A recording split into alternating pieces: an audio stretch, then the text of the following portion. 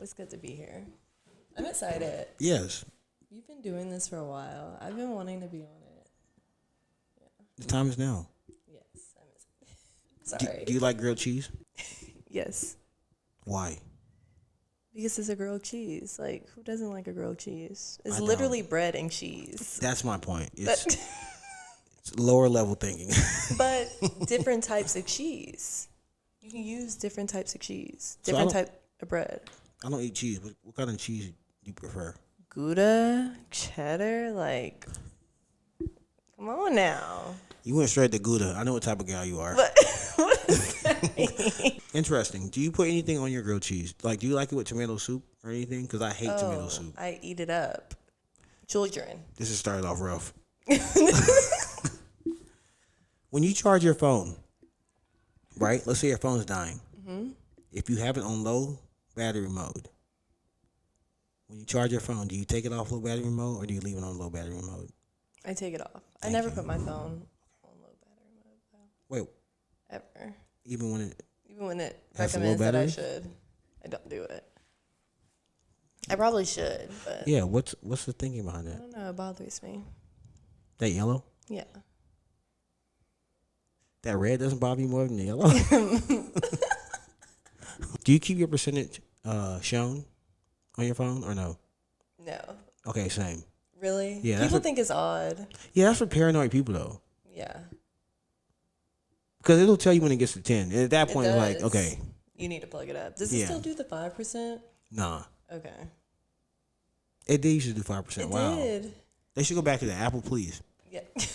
Please, Apple. What is something that, as a child, you thought was fascinating, and now you're like, oh, damn, okay. This is normal. Being an adult. Being an Wow. adult. I thought that was fascinating. And I want no parts of that now. Okay. Sorry.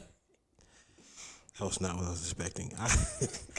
My answer is so different, but damn, that's deep. That's real, though. Mm-hmm. That's deep. Because, like when you're a child, you're like, I want to be an adult. I want to be 21 so I can drink. And I want to be a certain age so I can drive, all of this stuff. But then it's like when you get here, you're like, because it's a lot of responsibilities. It is. I feel that. Yeah. That was a good answer. Ignore the list. Sorry, I have a fake tooth in. Got one more month, so just stand by me with that. For those who don't know, that was a good answer. Mine was the refrigerator door. How the light comes on when you open it. I used to study at what point does it Like, go from when does it darkness? go? Yeah. Okay. Did you ever try to close it and then try to keep it open? Oh yeah, just you hit to that. see? You hit that point. Yeah. Mm-hmm. Yes. Okay, we're on the same. In school, when the book fair came to town, what did you get? Oh, I was eating the girls up. I wanted. Thank you. I wanted everything. Mind you, I only think I got $15, $20, but that was a lot back then. That was my next question. How You much could did your parents give splurge. you? Yeah. So I would get a few books. I would get sometimes I think they had silly putty. I would get that. They had yo-yos. I would get that. I was copping everything. So your parents gave you more than $10? Of course. Wow. But also I was the only child. Okay. I have a sister. Oh, yeah. Book fair came to town. They used to give me $5. Dead ass. I can either get a poster or a fucking bookmark. Because I used to always want I used to always want Captain Underpants. Did you ever read that? Yeah. I wasn't. That was. How old are you? 2 to the 5th power. Okay. 32. That just annoyed me. Okay. Yeah, we had that in my day. Yeah, Amber, you hear this? How old are you? 25? 25. Yeah, we're not that far apart. No, That's what we're old not. niggas say, though. Exactly. Law school. Law school. How and why? And where and how do you feel now? So, why did I want to go to law school? This is not really a long story, but my parents are divorced, and I think that divorces can be very nasty and messy. So essentially, I wanted to go into family law because I wanted to be that person that could really like represent the child at the end of the day. Because we'll have children, it's about the child. It needs to be in the best interest of the child. And I think some people forget about their children and they're so materialistic and they're focused on, oh, I want this property or I want this car, instead of thinking about the child. And at the end of the day, the child is the one suffering. So I was like, I want to do family law. Got to law school, took family law. Asked me if I still want to do family law. It's messy. Really? Yeah. And you started in 2021? Yeah. So you're in the midst of it, but almost at the end, what would you say like makes you feel like, damn, I don't want to do family law? I know you say it's messy, but like, it's just a lot of unnecessary drama, and I feel like I could use my knowledge elsewhere. That's the best way I can say it, honestly. okay. So eventually I want to have my own sports agency. Really? Yeah, representing athletes specifically. So football, soccer, golf, basketball. Okay. So at what point, because you're what, 2.5 years here now? Well, 3. Three, Well, yeah. 2. Yeah, you can say it. Yeah, well, you're almost, Three, yeah. yeah. Yeah, you're concluding your 3rd year. At what point in school did you say, okay, I want to make a pivot? And what led to that pivot? Like, I know you say it's messy, but like, is there like one event or like, was it like a build up? I'm not going to even hold you. I think, so 1L year, I had a professor, and I think she's one of the hardest professors I've had in law school by far. I've taken her twice, and she was my family law professor. And after I had that final, I came out with a B. Okay. But after I had that final B, it was like, I don't even know how many hypotheticals. And hypotheticals, they're like essays. And you only have 3 hours. So you have to answer all of this. And then multiple choice. It was just a lot. It was overwhelming for me. And law school was a very humbling experience. If you are questioning whether you want to be an attorney, don't go to law school. You need to know, like, this is what I want to do. Don't go to law school because your dad is an attorney. Go to law school because you want to help the world or you want to help people make a difference. Don't just say, oh, I want to go to law school just because. What do you think like is like what's the most strenuous part of it? It seems like a lot of reading. Yeah. It really is. I would say just balancing your time. Just learning how to be strategic with your time. Okay. Because you're like, okay, I have the whole week to get these readings done, but then when you turn around, it's Friday and you haven't done any of your readings. And you have to be prepared for class. Don't not be prepared for class. Are they like lecture style? Like what's a law school class like? So it depends on the professor, honestly. So I know with 1L year, it was a lot of cold calling. So that means the professor is calling on you, like going down the roster, calling you out. So if you're not prepared, you're looking like a deer in headlights. And it just depends on your professor, because luckily I had pretty chill professors. They were very nice. Also, like, I've had a few professors that will get on your ass. Like they in don't front play of that everyone? in front of everyone. So is there like a valedictorian kind of scale? Like, Yeah. oh really? It's bullshit. So is it competitive? Definitely. So you're on a curve, essentially. So only a certain amount of people can make A's, B's, B pluses, B minuses, C's, and then everything. Wow. So it's very competitive by far. And what school did you go to? I attend Southern University Law Center. So being at an HBCU, because where'd you go to undergrad? So I attended Oglethorpe University. It's a small liberal university in Atlanta, super small. Yeah, I've been when I first moved here, I remember I was driving Uber years ago, and I got lost. I had to drop somebody off at Oglethorpe, and that campus is so small. Did it remind you of Hogwarts? Yes, in some ways, yeah. Because then I end up running into Life University another day, and I just remember comparing them in my head. I'm like, man, these are like two totally different experiences. Mm-hmm. Wow.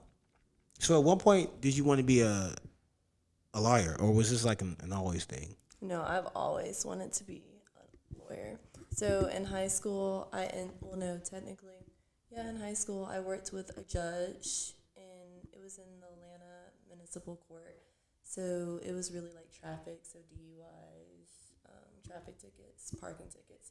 And then going into undergrad, I worked with an entertainment attorney, and he really focused on like contracts, and I fell in love with that.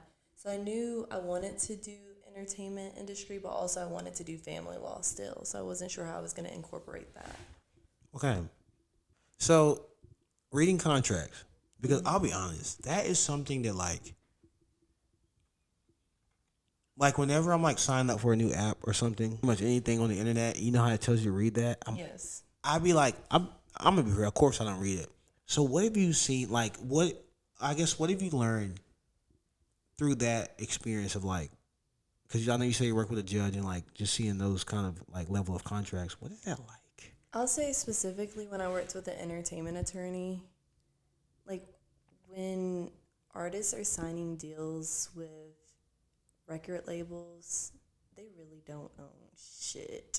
We try to speak in the mic for this. We need this. Okay. They really don't own shit, anything. You don't own your masters. You're getting paid, or you're making like maybe 25% what you're bringing in, but also you have to pay back whatever you used for the studio, different production cost, like everything. You have to pay all of that back at the end of the day. So in reality, you're really going to be in debt. That's wild. Yeah. So what about the language? Because I've heard about like legal jargon, quote unquote. So like, what about the contracts make it so? Like, are they confusing to where people don't really know what they're doing, or is it more so like desperation, facade, or? So I think a lot of people, like with record labels, for example, when they have contracts, I think specifically like back in the day, they were hoping artists weren't really looking at it. Because, artists didn't really have attorneys back then. So they were just signing, like TLC, for example. They just signed a contract and they weren't making any money. How do you have all these #1 hits, but you're not bringing in shit? Make it make sense. Yeah. So I think it's because the language is so ambiguous. Like a normal person would be kind of like confused by some of the language and the verbiage that's on the contract. So that's why it's important to have an attorney just to read through it and look over it, and also to negotiate for you. Okay. And when you say ambiguous, like, are you meaning like there's a lot of like terminology that could be left up to like interpretation, or is it or like terminology that you may not understand? Okay. Because there are some terms that, like, for example, coming into law school, when we were reading some cases, I remember reading some terms. I was like, what does that even mean? Now I know what it means, but like going into it, I had no clue. That's interesting, cause like Kanye, we're both fans of Kanye. Oh my gosh. Shout out Ye. He has a song on Yeezus Okay. where he was like, "Y'all throwing contracts at me. Y'all know niggas can't read."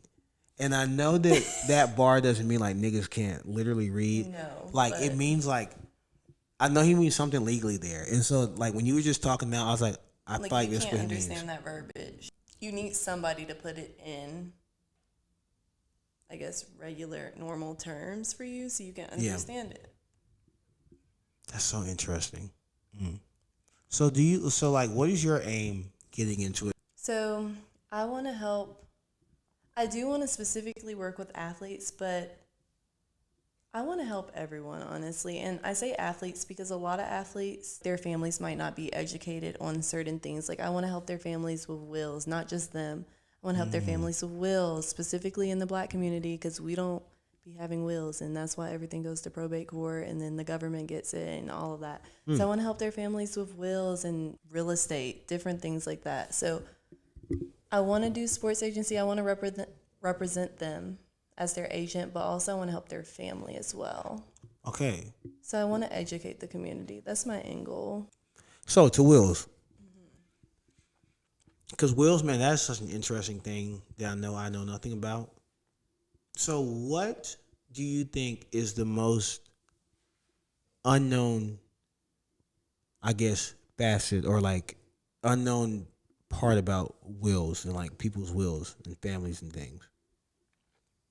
I think making sure that your will is valid, honestly, and making sure you have the correct terms in that will. Okay. Because I guess some people think their wills are valid or they have a will and then it's not valid. So then they still die with all this property or assets that have to go through probate court. So when you say valid, so like what would make a will not valid? So, for example, you have a attested will and then you have like a notarized will. So that can be handwritten. Well, it can be in writing, let me be clear. The second element is that it has to be signed by the testator. So the testator is the person that is dying with the will. And then after that, it has to be attested by two witnesses. So it has to be signed in front of two witnesses or notarized. So signed in front of a notary and notarized. What happens in the event that the person who is dying cannot sign the will? That's why you needed to have a will prior to your death. It's Because it has to be signed. It has to be signed. So then you have like a holographic will. It can be handwritten by the testator. It can be handwritten by the testator, or it can be signed, but it doesn't have to be signed in front of two witnesses or notarized. But it has to be signed regardless. okay. Because how do I know that you wanted to distribute your properties like this to these different beneficiaries, you know? Yeah. So you mentioned it going to probate court, you said? Yes. So can you describe probate court? So regardless if you have a will, if you die testate or intestate, your will is going to probate court. So essentially this is the process where the court looks at your will and decides if it's valid and decides that, okay, so these beneficiaries you stated in your will are going to receive these properties that you stated. Or it's going to decide you didn't die with a valid will, so we're going to have to distribute your properties the way we think appropriately, or we'll just receive it. And so when it gets to that point when they have to decide, like, are we talking they're going to give it to the family, or like they may give like assets and shit away like to the state? Or It depends on the state law, but yeah. wow. That can get ugly. It can. That's why I'm like, we have to be educated about this type of things. Like white people, they know. They start developing wills as soon as they start receiving assets because they're knowledgeable about this. They don't teach us wills and trusts in high school. They should. Yeah, they really They should, should but teach they us don't. about financial literacy, but they don't. They don't even teach that in college. You learn about that in life. Yeah. And by that time, it's kind of too late for some people. The things they should be teaching us in high school, they're not. And so going to not only law school but an HBCU, do you think that those kind of things are like stressed more almost to the students just because like of the knowledge that's lacking in our community, or no? I want to say yes. I had professors that told me 1 year, like you have to be 10 times better. So they prepare you for that. Whereas like going to a PWI, I'm not really sure how the environment is, but I can assure you it's most likely not the same at all. Because, I mean, this is my first time being in a predominantly black environment at all. Like growing up, went to private school, super diverse. Even undergrad went to PWI. So being in this environment, you're around a lot of professionals that have done well for themselves. They've been attorneys. They're telling you, you have to be 10 times better. You have to. But we always have. Yeah. So I guess moving forward, like, because you're about to graduate in May. Oh, yes. Congrats. Thank you. So are you going to take the Louisiana bar? Hell no. Okay, you're not staying there. Okay. Sorry for any people that are from Louisiana. I'm not trying to offend you all. Great state, great culture, best food, hands down. But am I staying there? Absolutely not. I'm actually moving to Texas, Houston after. Wow. Oh, yeah, we talked about Houston a little bit. Yeah. It's a massive state. Yeah. But okay, nice. So do you have any goals as far as like when you like to take the bar? Is it kind of... So I'm taking the Texas bar July 30th. Okay, are you ready? 31st. 2 days. And then I'm taking the Georgia bar in February. Oh wow, dual state, so you can come back home. Okay. Well, I want to I want to help with real estate law. I want to do wills for my family. Be able to overlook. So that's really why I'm gonna go ahead and take the Georgia bar. So outside of being a lawyer, what's your thing? So traveling, I love to travel. I grew up traveling all the time, so that's really what I enjoy doing. Okay. What do you think is the most underrated city you've been to yet in America? I'm gonna say Savannah, Georgia. Really? Yeah. Okay. Even though it's not technically like a major city, but I'm gonna say Savannah. Yeah. Why though? Because I think Savannah's so beautiful. It's beautiful. There's so much to do. They have a lot of history. The food is amazing. It kind of gives me the same vibe of like New Orleans in a way. And the history. Y'all need to know y'all's history. I've been in Georgia like 7 years, but I never really been too much outside Atlanta. Just being real. Okay. Savannah, is that the one with the beach? So that's Tybee Island. So it's right by Savannah, technically. Yeah. Okay, but Savannah's like at the coast. Yeah. Okay. Right there. Because Tybee Island, that's where they formed the U.S. Federal Reserve. Yeah. Crazy.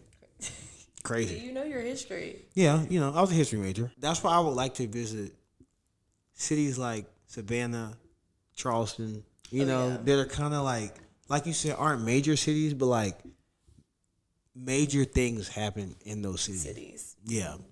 Like, what's a place you think I should go for my next trip? Abroad or in the States? In the States. In the States is free. I would say this is so hard because there's so many nice places. Okay, are you in the seafood? Yeah. Okay. I don't fuck with crustaceans too hard, but like I can get down with some salmon. Okay, I would say go to Maine. Ooh. Don't be opposed. I'll eat lobster though. I will eat a crustacean for that. Yeah. It's beautiful. Hear me out. I feel like Maine. Hear me out. Maine. I really do. Yeah. Maine. Okay. It's beautiful. The people are kind. What city? No, look. I don't know. Okay. You're gonna have to choose your own city. Okay, Maine. Wow. I'm not gonna lie. I've never heard anyone ever suggest Maine. I really want to go more up north and spend more time up there. Okay. It's beautiful, especially during the fall, like Vermont, New Hampshire, like, oh my gosh. Wow. I never thought about Connecticut, like, beautiful. Word. Okay.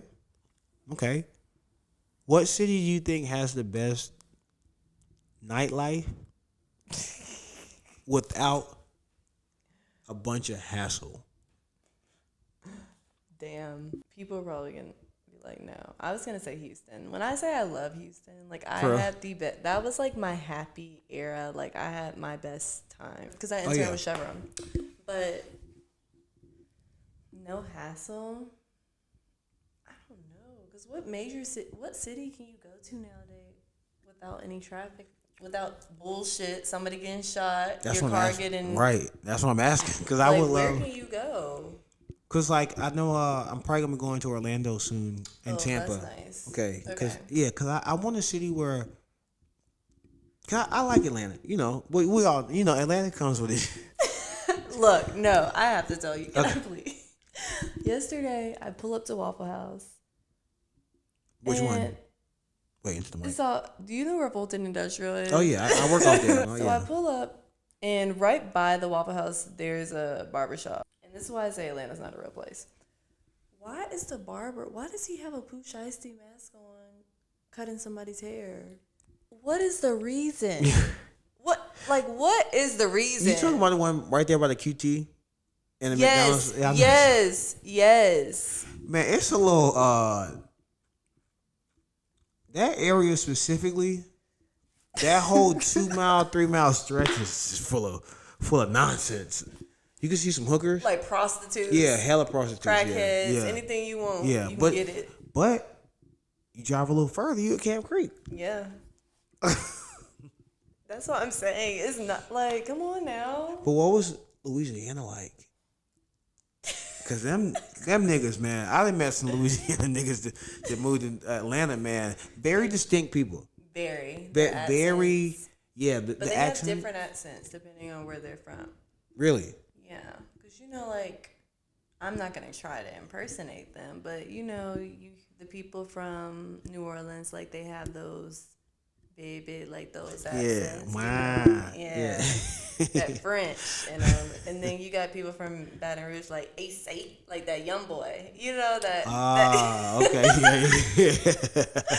Hostile niggas. Look, so it just depends on where you're from. Everybody I've pretty much met everybody's been amazing. It's definitely different. The culture's different. The people are different.